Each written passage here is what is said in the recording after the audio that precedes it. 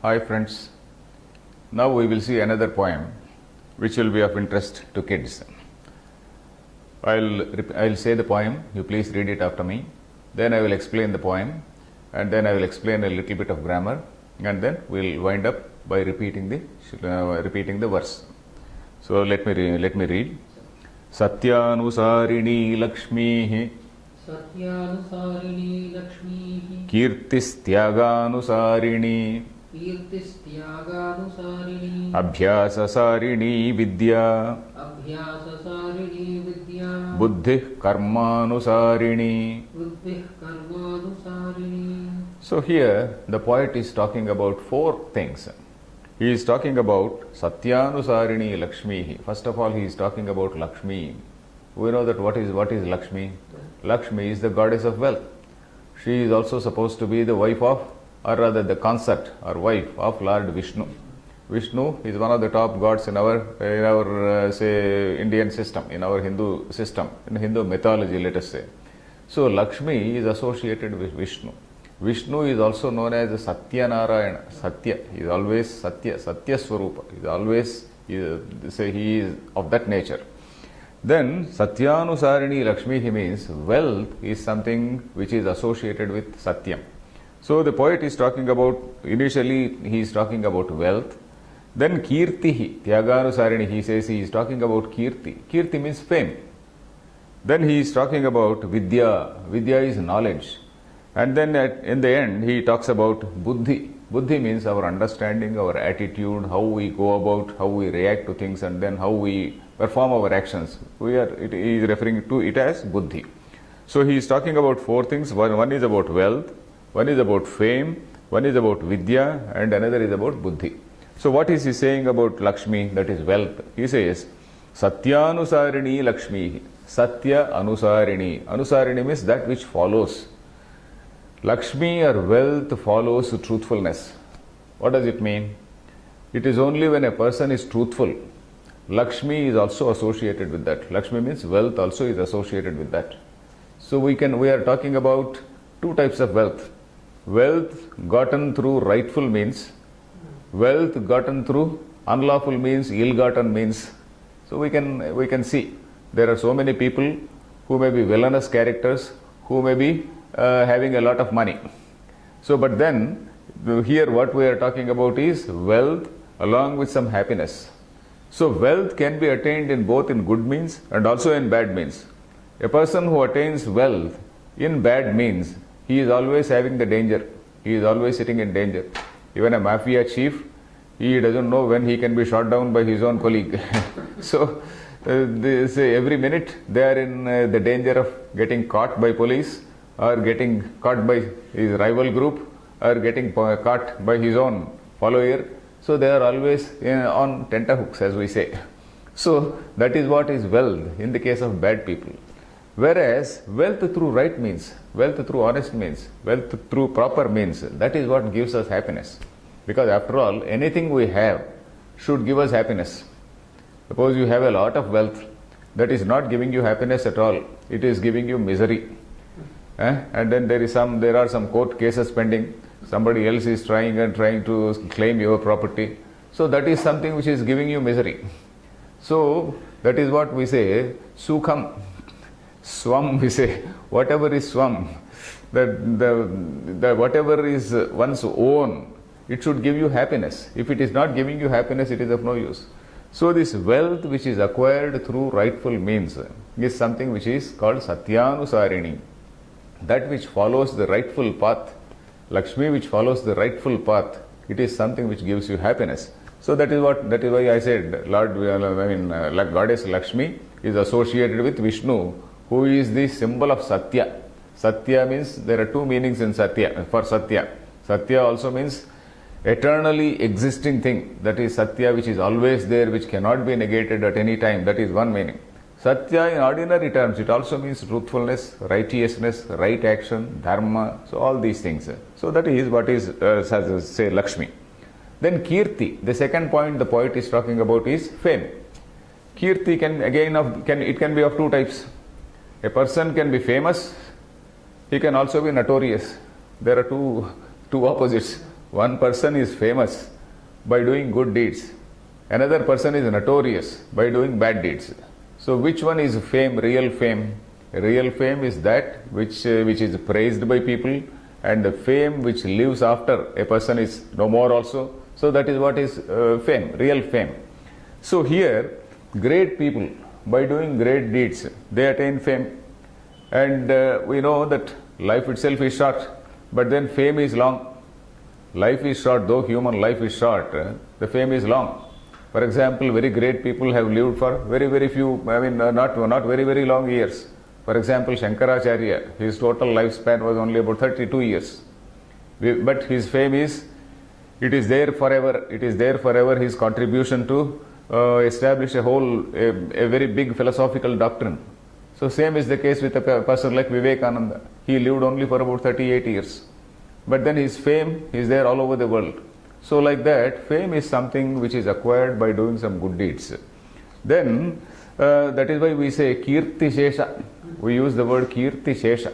Kirti Shesha means one who has left behind his Kirti, one who has left behind his fame, which means the body has departed. The person is no more, he has passed away. But then his fame is it is remaining. So that is what is Kirti. And Kirti cannot be got just like that. There should be some element of personal sacrifice. Unless there is some element of sacrifice, a person will not attain that fame. And that sacrifice should be selfless sacrifice. Suppose you are doing something and then you are expecting some post. You are expecting some assignment with the government. You are expecting some contract. So that is not Tyaga. When you are sacrificing something, you are doing it for the sake of the society without expecting anything. So that is what is Tyaga.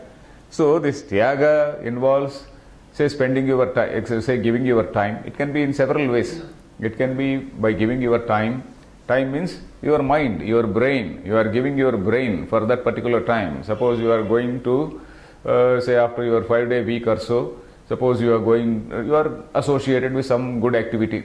You are associated maybe with some, service organization, or you may be going to some Sunday school and then you may be teaching something to somebody, or some other activity. There you are giving your brain, you are giving your intelligence and all that to that organization. So either you can give your time, you can give your money. So in several ways, you can give your energy and all that. So that is what is needed there. So, and if we see, for example, if we see our freedom movement, India's freedom movement, you see, there were several people who sacrificed their, careers, very lucrative careers, very wonderful careers. They sacrificed and then they joined the freedom movement. They left their houses, they left their properties, and then in fact they spent away all their properties for the sake of freedom, for the sake of this freedom movement. So that was the generation of leaders which we had. So that is what is fame. And then the next thing which the poet talks about is Vidya. He says, Abhyasa Sarini Vidya. Abhyasa Sarini Vidya means, Vidya or knowledge is something which depends on exercise. Your Abhyasa. Suppose you read something today and then you forget about it, and then you don't bother to look into it for suppose even about a week or 10 days. Then what you have learnt about a week ago, you would have forgotten. So that is why for children, the teachers, they give exercises. Suppose they teach addition or subtraction, whatever it is, and then they give some exercises so that the children follow the rules. The children remember the rules, remember the procedure. So that is Abhyasa. Abhyasa Sarini Vidya. Not only mathematics or anything, even anything, something like a social science. Suppose there is some particular thing about human conduct, etc. So the child, not only a child should cultivate the habit of reflecting on that. Child should cultivate the habit of thinking on that, what the teacher has told. So you should develop the habit of reflecting, thinking on what has been told. So that is what is Vidya. The Abhyasa Anusari Vidya, or otherwise Abhyasa Sarini Vidya.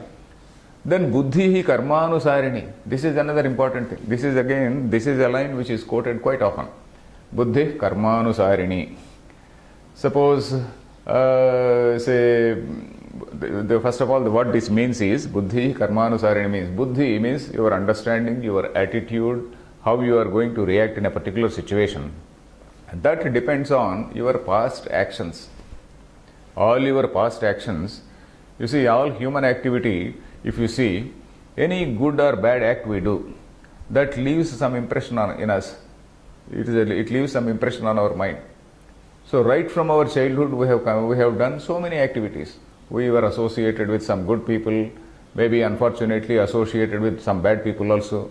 All those things, they leave some impressions on us.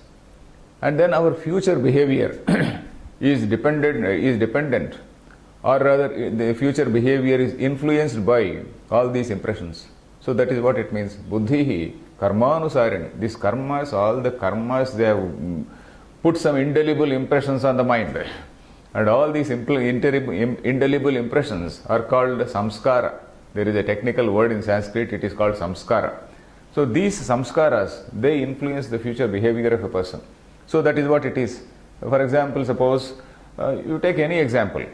Suppose you see a cop. A cop is trained to suspect you. So all through his life, all through his training and all through his career, he is trained to suspect something. It is only, he is doing a good job only when he suspects. So that is why some police organizations, they have a motto. In God we trust, others we polygraph. So other people we put them on that truth, what is that, lie detector test. That is what is polygraph.